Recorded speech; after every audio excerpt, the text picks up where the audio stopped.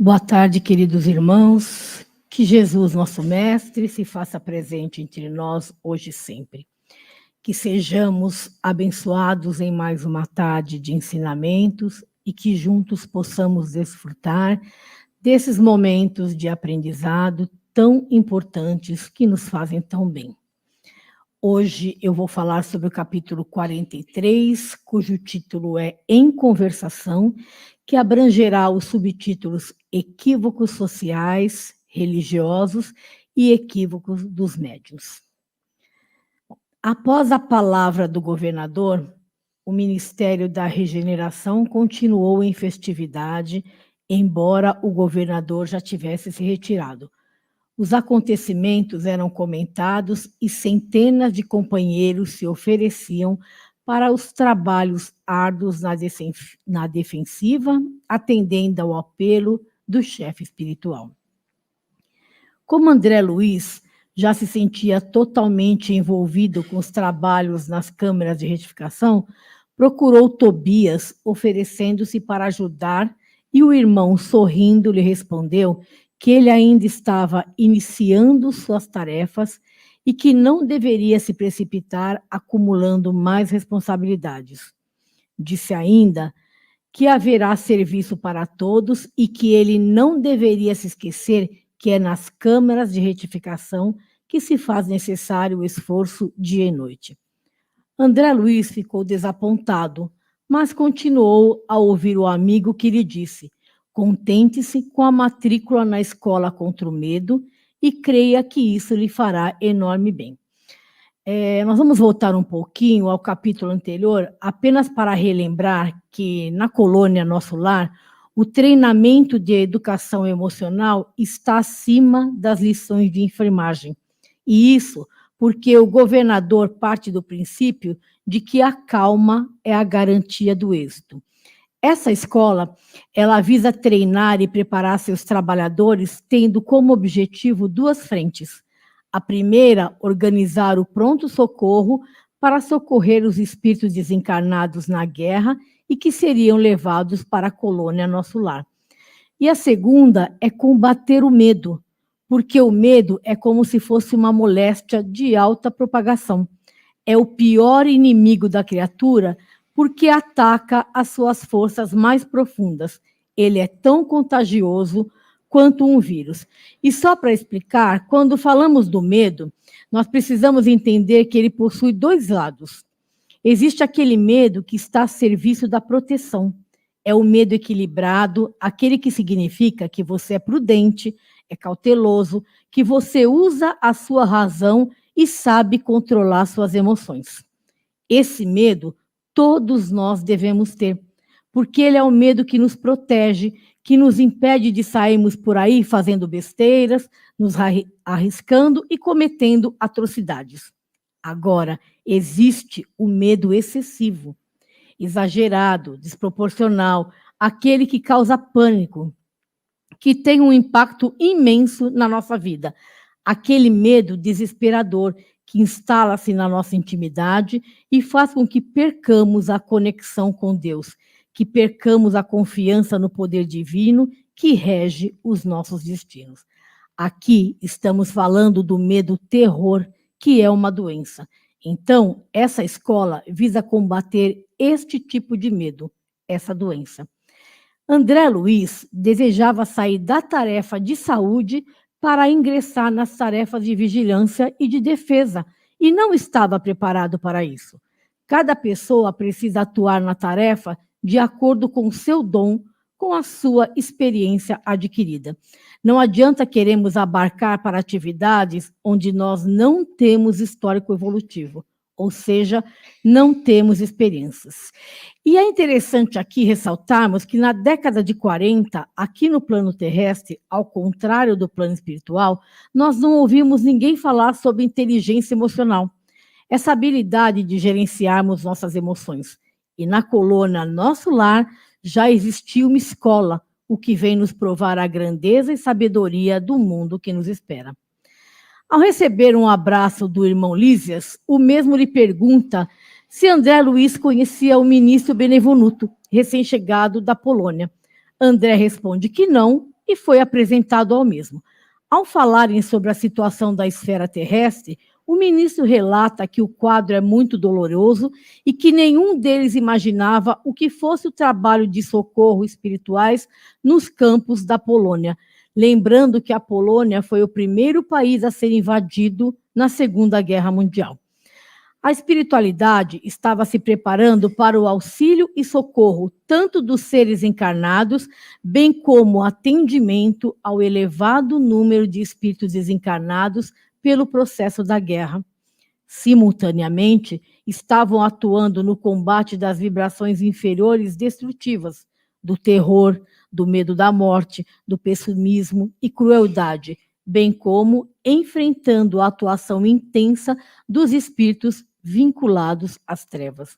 O ministro diz que era tudo muito difícil e obscuro, que não se podia esperar claridade de fé nos agressores e tão pouco na maioria das vítimas que se encontravam apavorados.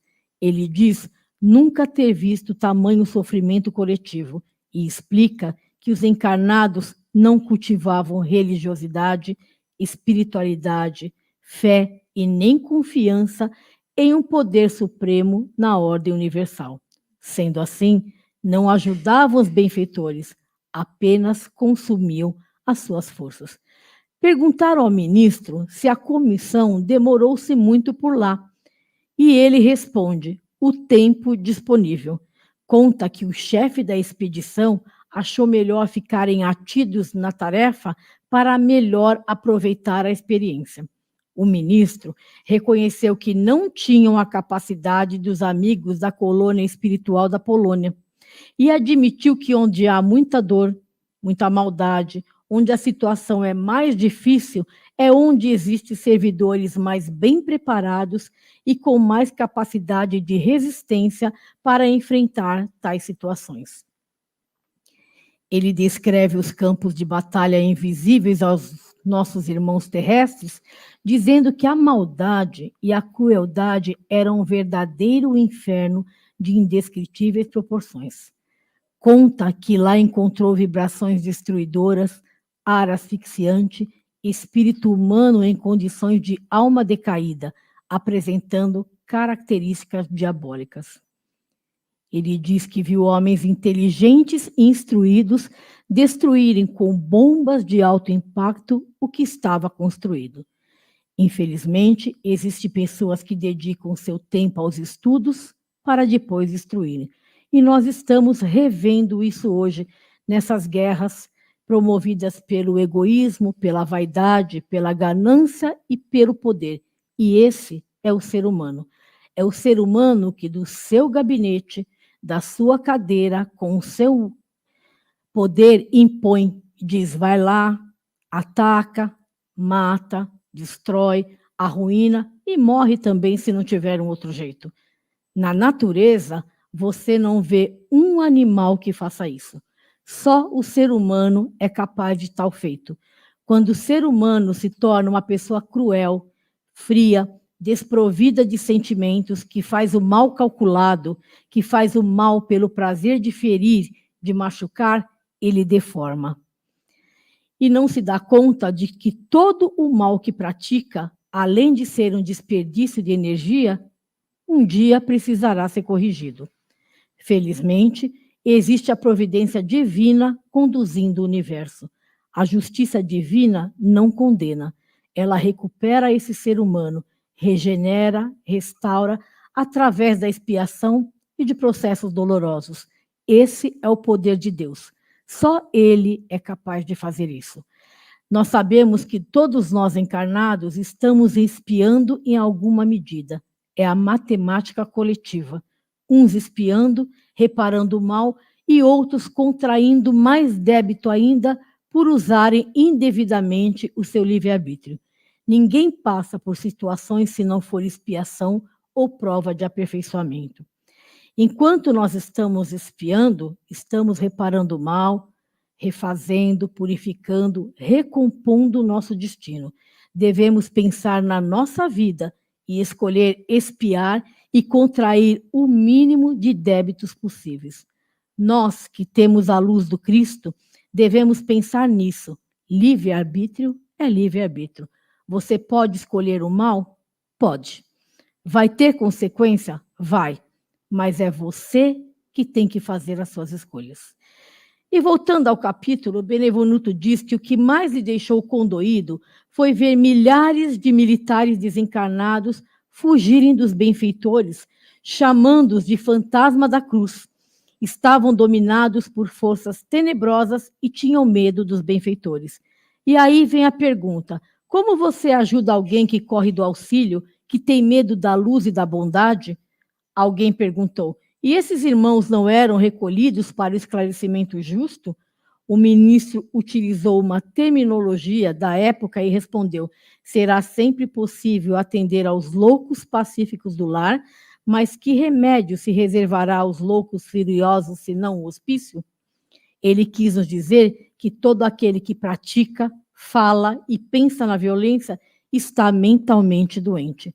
Nós temos a mania de dizer que a pessoa que se entrega à violência, ela só faz por maldade, sem perceber que a prática do mal adoece, danifica o próprio cérebro, que sofre o impacto da violência de si mesmo em primeiro lugar.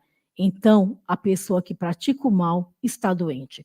E o ministro continua: não havia outro recurso para esses indivíduos a não ser deixar que eles desgastem a maldade por exaustão e procurem o bem. E ainda afirma que este é um processo absolutamente eficiente.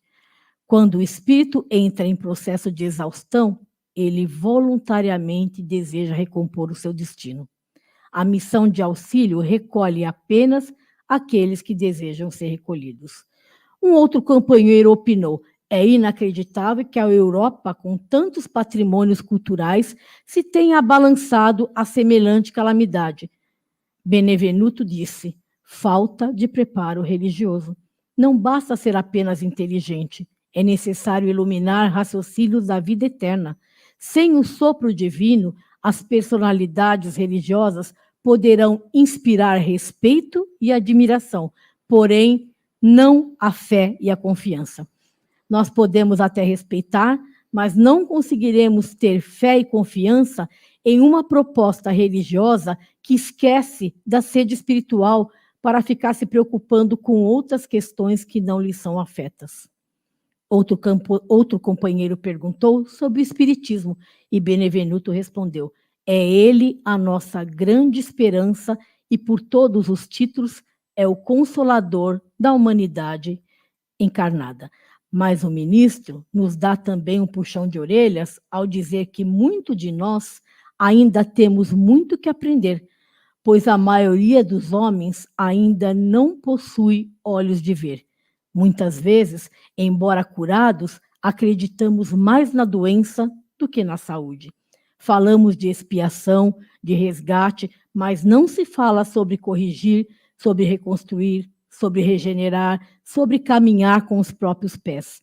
Precisamos encontrar com os nossos próprios pés a saída para a correção dos nossos débitos. Os médiuns não são cobaias, não estão aqui para provar nada a ninguém. O mundo está cheio de encarnados querendo que os benfeitores desçam para atender aos nossos caprichos. E eles estão querendo que nós subamos, que chegamos até eles para nos espiritualizarmos, que percebamos a sua presença, que paremos de nos colocar na situação de vítima.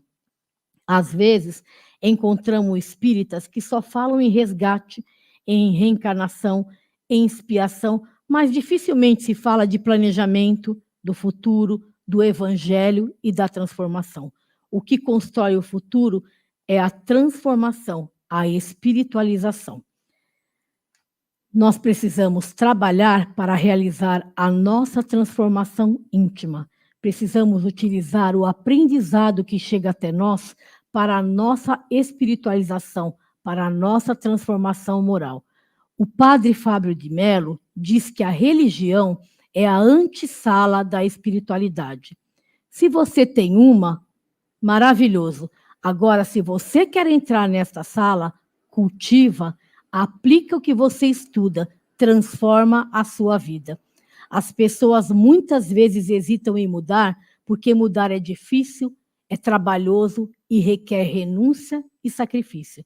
Ele sabe que transformar-se é perder algo e que toda mudança implica em perdas. Nós precisamos nos aproximar da religião para nos transformarmos. O problema do mundo são os religiosos que não vivem a sua religião. Muito de nós deseja converter o outro, mas poucos querem viver de acordo com o modelo e guia Jesus Cristo. O ministro diz que vivemos à procura de homens espiritualizados para o trabalho sério. Nós somos espíritas. E o que temos oferecido à espiritualidade superior, principalmente por esse momento em que passa o nosso planeta? O que temos contribuindo para a nossa regeneração e do meio em que vivemos? Precisamos refletir sobre isso. Benevenuto termina nos dizendo que o ser humano é semente de divindade. Ele nos convida à execução do nosso dever, pedindo para que façamos a nossa parte, porque o resto o Senhor fará. Se fizermos a nossa parte, poderemos ficar em paz. Sendo semente da divindade, precisamos parar de nos comportarmos como esterco. Cabe a cada um de nós germinar, florescer e frutificar. A vida é um eterno agora e nós continuaremos sendo o que fizermos de nós, seja onde for que passamos a viver. Enfrentar nossas dificuldades desde já, fazer o nosso melhor, é construir a nossa paz. E eu vou encerrar com as palavras de Divaldo Pereira Franco, pelo espírito Manuel Filomeno de Miranda, no capítulo 20, intitulado Palavras Finais, do livro No Rumo do Mundo de Regeneração, que nos diz: aos espíritas cabe a consciência dos deveres com que a doutrina os honra. Obrigado pela atenção, uma boa reunião a todos.